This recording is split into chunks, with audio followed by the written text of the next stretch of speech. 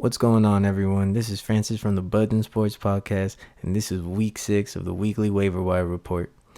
And at this point in time, there's a crap ton of injuries all around the league, so we're just gonna dive into the waiver wire since waiver wire pickups kind of correlate with injuries, anyways. You're gonna be picking guys up because of injuries, so we're gonna talk about that.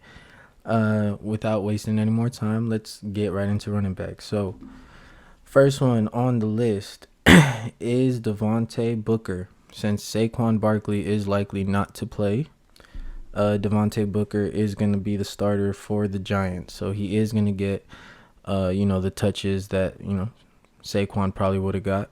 Maybe not as utilized as much, but he is going to be the starter. So you can expect the volume.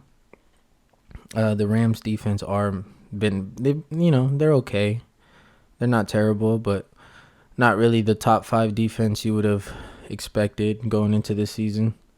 So Booker becomes a play. Right now he's about 6% owned across all leagues. So he's out there. He's out there on the wire if you could get him. Another one is gonna be Daryl Williams from the Chiefs, since Clyde Edwards-Helaire, I think he ended up in the IR. So Daryl Williams becomes a starter. He's more of the pass catching type anyway, so that's great for fantasy purposes. So expect a lot of usage this week from Daryl Williams, and currently sitting at 12% rostered. So he's going to be available in a lot of waiver wires. And those are basically the top 2 backs that you want to try to get if you need a running back this week. If you're able, to be basically like high enough on the waiver wire order to get those guys, because they are going to be popular this week. A lot of people are going to pick them up. For wide receivers, Tyreek Hill is questionable. He is kind of dealing with a knee issue. Keep an eye on that this week. Just kind of look for updates. But if Tyreek isn't 100%, or if he can't go, McCole Hardman immediately becomes a valuable play. I think that when Tyreek is out, they basically put McCole Hardman in the place of Tyreek in a lot of those play calls. So basically where Tyreek Hill, the route that he would have ran, McCole Hardman is lined up there. So he becomes a factor. And he's been, putting up solid numbers without being WR1. So if Tyreek Hill is out, McCole Hardman is expected to see a lot of work. Is there anyone else on this? Not really. I think for wide receivers, that honestly does it. Quintus Cephas from the Lions is going to get surgery. He is going to be in the IR. So I guess, Khalif Raymond sees a lot of work, or sees more work. But, Lions players in general hasn't really been a great play this season.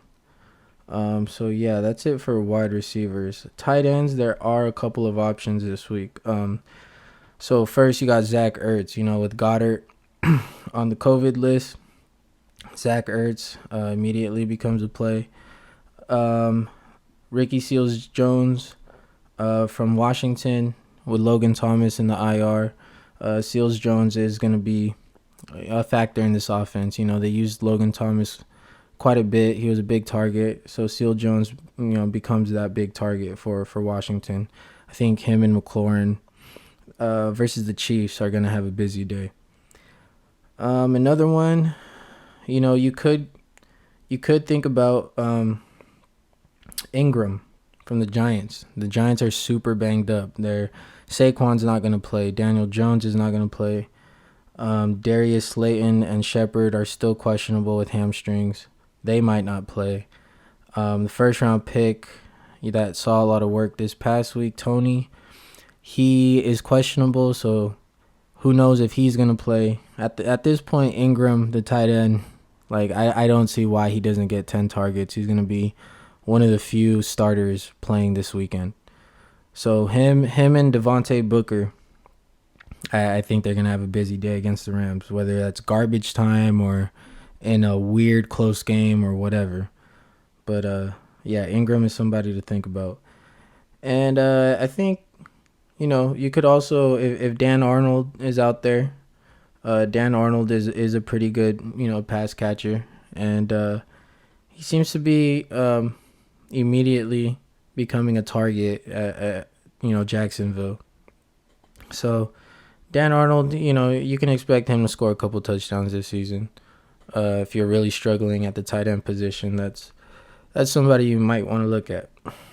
So let's see. I think we covered tight ends. Let's check the defenses. See if there's anything interesting here.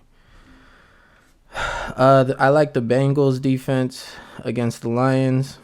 Bengals defense has been, middle of the pack, pretty solid. Lions struggling to put up points. I mean, when you look at their roster, you're not surprised that they can't put up points. There's really nobody on offense other than DeAndre Swift. And, Hawkinson did start off strong, but he's kind of cooled off, using him more to block.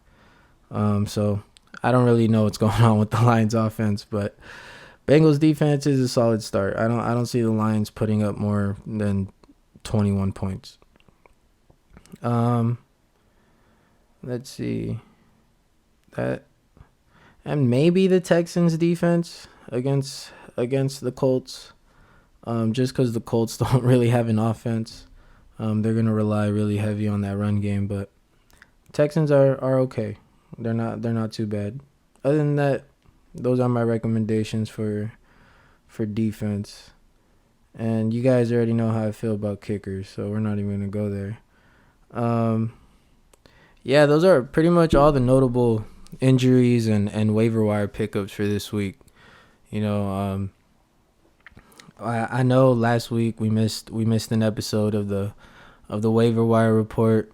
I was busy being on cloud nine from my DraftKings win, and I did drop a solo episode for that winning lineup. So we're gonna get back to these weekly waiver wire episodes. I'm gonna try to keep them as short and sweet as possible. Just get right to the point. Mention the players that are going to be valuable that week and possible pickup and plays that could help you win your matchup this week. So this has been week 6 of the weekly waiver wire report.